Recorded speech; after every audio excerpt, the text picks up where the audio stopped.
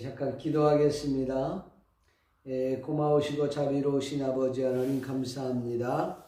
오늘도 주님의 말씀 전하려고 하는데 말씀 위에 주님이 함께 하시고 전하는 자나 듣는 자가 동일하게 은혜 받을 수 있도록 주여 도와 주시옵소서.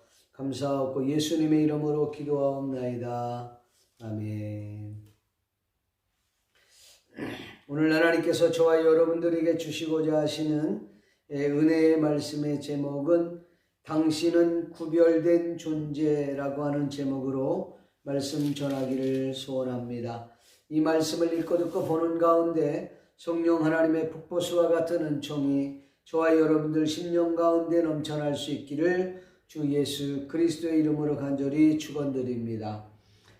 두툼하던 카렌다가 한 장 한 장씩 떨어져 나가 마지막 장을 향해 달려갈 때 인생은 무척 어리석어서 연말이 되어서야 세월이 빠름에 대해 아쉬움을 느끼게 됩니다. 성경 시편 기자는 우리의 연수가 70이여 강건하면 80이라도 그 연수의 자랑은 수고와 슬픔뿐이요 신속히 가니 우리가 날아가나이다 라고 했습니다. 아직 젊다고 방심하지 마십시오. 어떤 사람이 인생을 하루 24시간에 비교한 것이 있었습니다. 인상에 남아서 소개할까 합니다. 인생의 시작을 오전 7시로 시작한다면 시작해서 밤 11시까지의 나이로 맞추어 보았습니다. 15세는 오전 10시 25분, 20세는 11시 34분, 25세는 낮 12시 42분, 25세이면 이미 정오가 지나는 시기라고 볼 수 있습니다. 30세는 오후 1시 51분, 35세는 3시 정각, 40세는 4시 8분, 45세는 5시 16분입니다. 요즘 같으면 어둠이 일찍 시작이 되잖아요. 50세면 6시 25분, 50세면 해가 이미 넘어간 시간입니다. 55세는 7시 34분, 60세는 8시 42분, 65세는 9시 51분, 누워야 할 시간입니다. 70세는 밤 11시였습니다. 사랑하는 성도 여러분, 여러분의 시간은 지금 어디쯤 와 있다고 생각하십니까? 성경 말씀이 생각이 납니다. 세월을 아끼라 때가 악하니라고 하지 않았습니까? 사랑하는 성도 여러분, 지금 내가 있는 곳에서 내가 할 수 있는 것으로 최선을 다하며 살아갈 수 있기를 주님의 이름으로 간절히 축원드립니다. 오늘 본문을 통해서 몇 가지 함께 은혜를 나누려고 합니다. 본문 12절부터 29절 말씀을 우리가 보았는데 12절부터 14절에 보면 너희는 세상과 구별된 존재다라는 것을 일깨워주는 본문입니다. 본문 12절부터 14절을 가만히 들여다보면 같은 문장이 반복되며 나옵니다. 예를 든다면 자녀, 아비, 청년, 아이들, 또 내가 너희에게 쓰는 것은 이라는 문장이죠. 여기에서 언급되고 있는 이 말은 너희가 구별된 존재라는 뜻을 갖고 있습니다. 내가 너희에게 이와 같은 편지를 쓰는 것은 너희가 다른 사람들과 구별된 존재라는 것입니다. 또한 그 구별된 존재들은 믿음을 더욱더 견고하게 하기 위해 이 편지를 썼다고 이해할 수 있습니다. 그러면 본문을 좀 더 구체적으로 살펴보기를 원합니다. 본문 12절 말씀을 보면 이렇게 소개하고 있습니다. 본문 요한일서 2장 12절이죠. 자녀들아 내가 너희에게 쓰는 것은 너희 죄가 그의 이름으로 말미암아 사함을 받았음이라. 자녀들아, 내가 너희에게 쓰는 것은 너희 죄가 그 이름으로 말미암아 사함을 받았다. 그 이름이 뭐예요? 너희가 주 예수 그리스도의 이름으로 말미암아 십자가에서 못 박혀 피 흘려 돌아가신 그 예수 그리스도의 이름으로 3일 만에 죽으셨다가 부활하신 그 예수 그리스도의 이름으로 말미암아 죄 사함을 받은 존재라는 뜻입니다. 그러니 저와 여러분들이 얼마나 귀하고 소중한 존재입니까? 구별된 존재라는 사실을 깨닫는다면 우리가 오늘 이 본문 요한 사도가 편지를 쓰는 이 내용을 우리가 좀 더 깊이 와닿을 수 있으리라고 생각을 합니다. 또 본문 13절 말씀에 보면 이렇게 소개합니다. 아비들아, 내가 너희에게 쓰는 것은 너희가 태초부터 계신 이를 알았음이요. 여기 아비들아 이렇게 표현되어 있죠. 근데 그 아비들이 태초부터 계신 이를 알았다라고 얘기했습니다. 태초부터 알았다고 하는 것, 여기에 태초부터 알았던 그 이름이 뭘까? 바로 주 예수 그리스도십니다. 요한복음 1장 1절과 2절에 보면 태초에 말씀이 계시니라. 이 말씀이 하나님과 함께 계셨으니 이 말씀은 곧 하나님이라. 그가 태초에 하나님과 함께 계셨고, 요한복음 1장에서는 예수 그리스도를 소개하고 있는 내용이지요. 너희가 태초부터 그 예수님을 알았다, 믿었다라고 하는 거지요. 그러니까 너희는 구별된 존재다라고 하는 이야기를 하고 있는 것입니다. 그리고 13절 하반절에 보니까 청년들아, 내가 너희에게 쓰는 것은 너희가 악한 자를 이기었음이라. 악한 자를 이기었다. 여기 악한 자가 뭘까요? 물론 사탄, 악마를 이겼다라고 얘기할 수도 있겠지만 좀 더 구체적으로 얘기하면 그때 당시에 이단이었던 영지주의자들을 물리쳤다. 그들의 사상, 그들이 가지고 있는 교리를 자신의 마음에 받아들이는 것을 거절했다, 거부했다라고 보는 것이 타당할 것입니다. 우리들은 이단과 또 세상과 구별된 존재라는 사실을 알아야 됩니다. 그리고 본문 14절에는 위에서 언급했던 내용들을 다시 한번 반복해서 이야기했다고 보면 됩니다. 반복했다고 하는 말은 그만큼 중요하다고 하는 의미를 담고 있지요.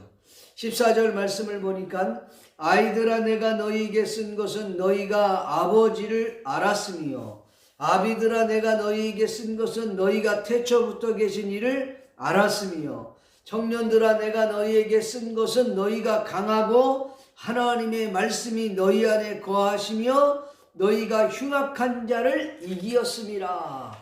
이렇게 반복적으로 쓰고 있다는 것입니다. 사랑하는 성도 여러분, 여러분들은 지구상에서 유일한 사람입니다.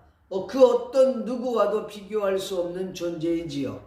당신과 똑같은 세포로 조직된 사람은 이 지구상에 단 한 명도 없다는 사실. 그러니 저와 여러분들이 얼마나 소중한 존재라는 사실입니까? 그 무엇보다도 저와 여러분들은 소중한 존재를 넘어 독보적인 존재 그 이상을 넘어 있는 존재라는 거죠. 왜냐하면 저와 여러분들은 주 예수 그리스도의 사랑을 받은 존재이기 때문입니다. 다시 말씀을 드리면 예수님의 생명과 나의 생명을 맞바꾸어 새 생명을 얻은 존귀한 존재가 바로 저와 여러분이라는 사실입니다. 그러니 이 세상 사람들과는 확연히 구별된 존재라는 거죠. 그렇기 때문에 예수님을 믿는 사람들은 그 자존감이 높아질 수밖에 없는 것입니다. 성도 여러분, 이와 같은 사실을 여러분은 알고 믿고 계십니까? 두 번째 우리가 생각할 수 있는 것은 15절부터 17절의 내용인데, 세상에 있는 것들을 사랑하지 말라, 이 말씀하고 있어요. 세상 것들이 무엇일까요? 과연 육체적 정욕, 안목의 정욕, 이생의 자랑으로 정의할 수 있을 것입니다. 본문 15절부터 17절의 말씀에 보면 이와 같은 내용을 담고 있습니다. 육체의 정욕이라고 하는 것이 무엇입니까? 인간의 몸으로 이성의 육체에 대해 느끼는 감정을 말하는 것입니다. 또 눈으로 보고 인식하는 모든 것들을 마음속에 일어나 탐내는 여러 가지 욕구들, 그것을 안목의 정욕이라고 말해요.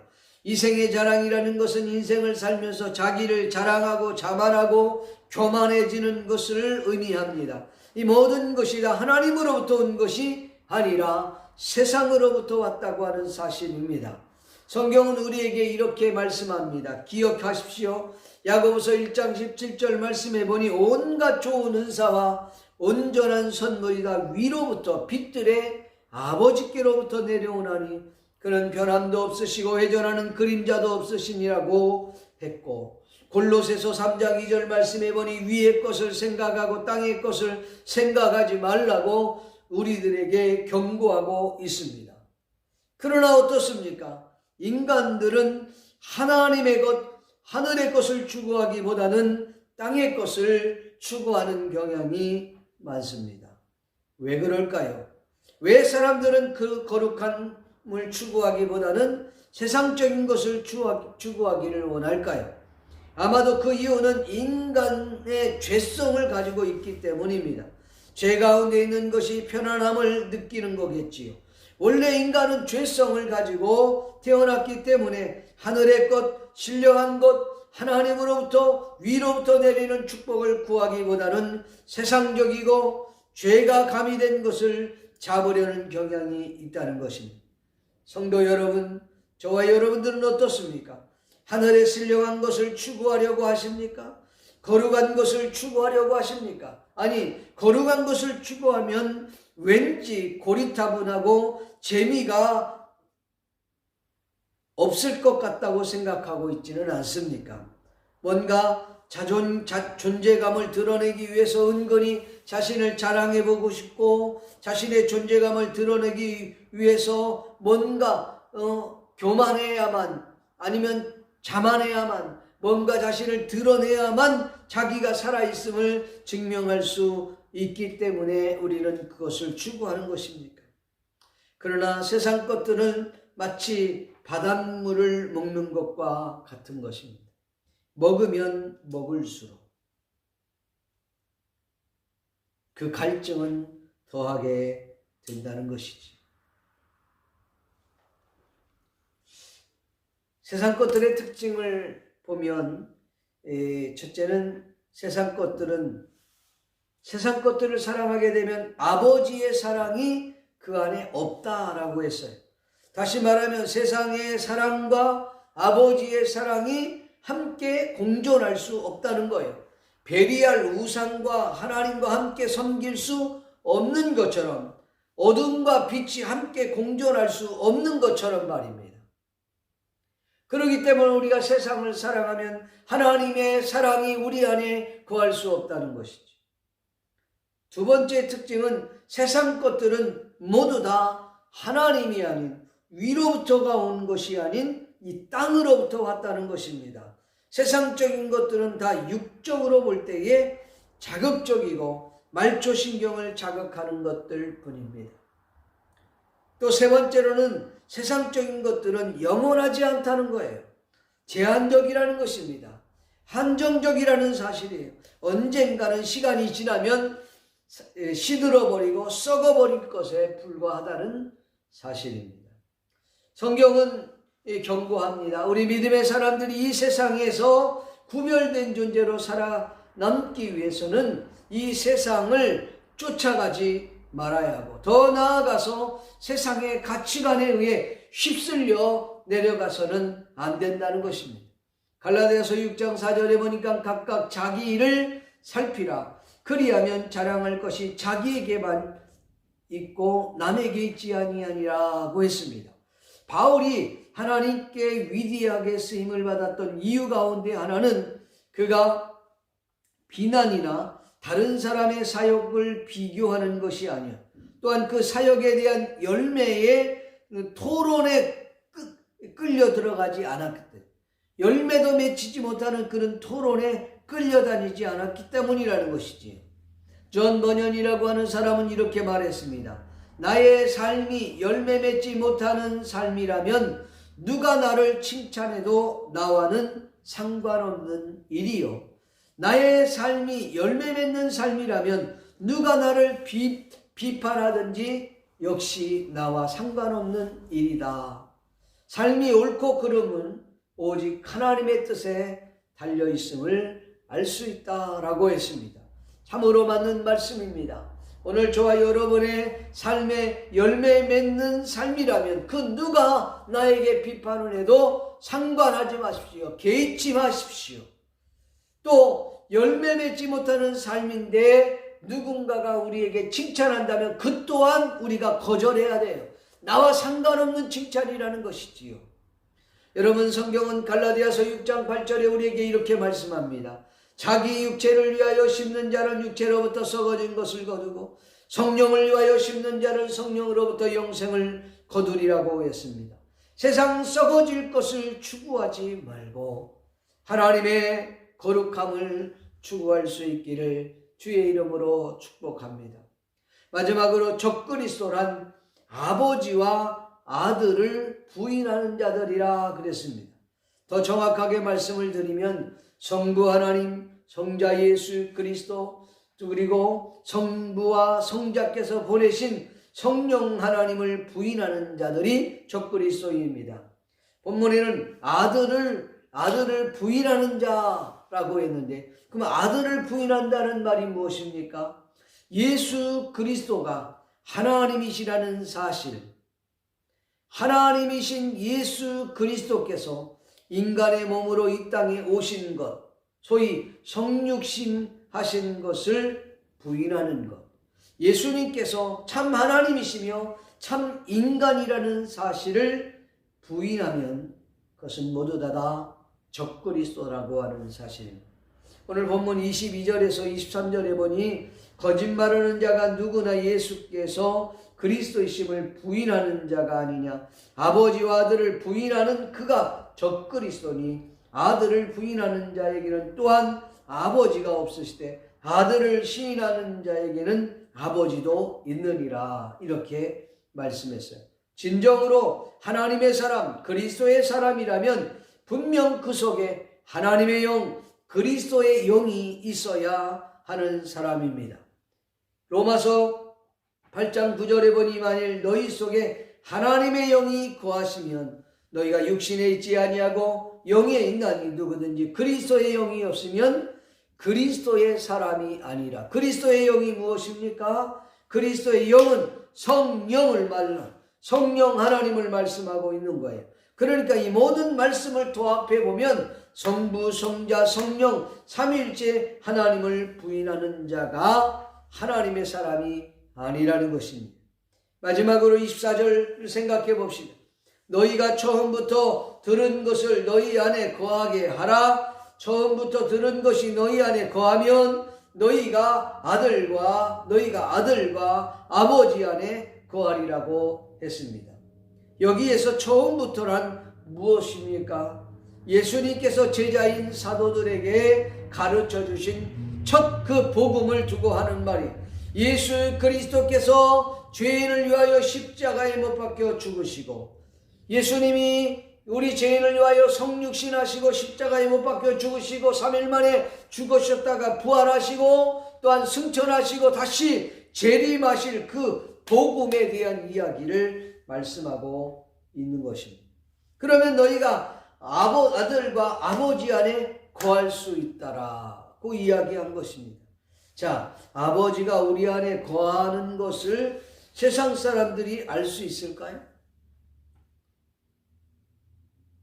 다시 말하면 우리가 구별된 존재로서 예수님께서 우리를 위해 그 값진 사랑을 주심으로 우리가 구원받았다고 하는 이 사실을 세상 사람들은 어떻게 알 수 있을까요? 그것은 옛 계명을 성취해 나가는 것입니다. 새 계명이 뭐예요? 옛 계명이 새 계명이에요.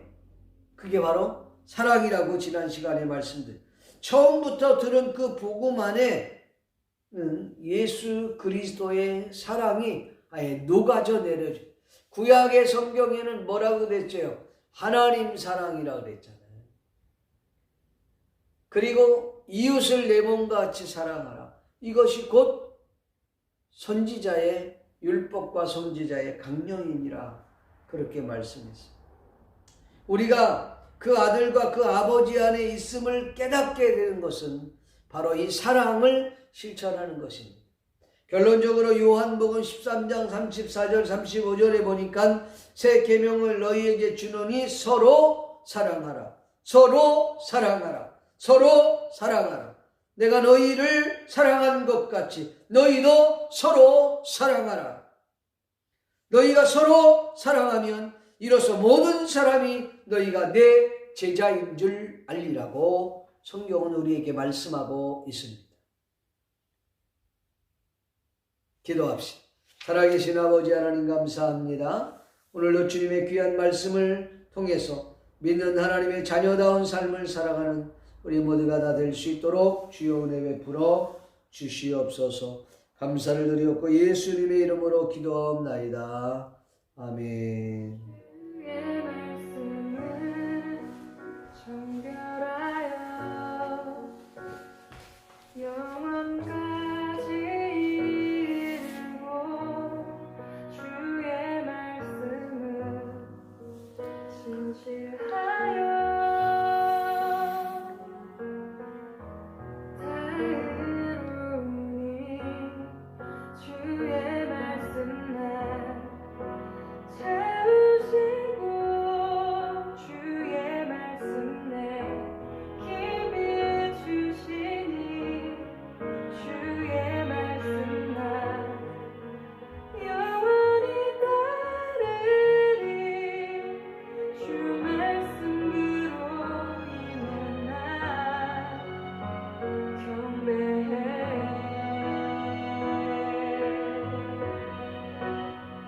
경배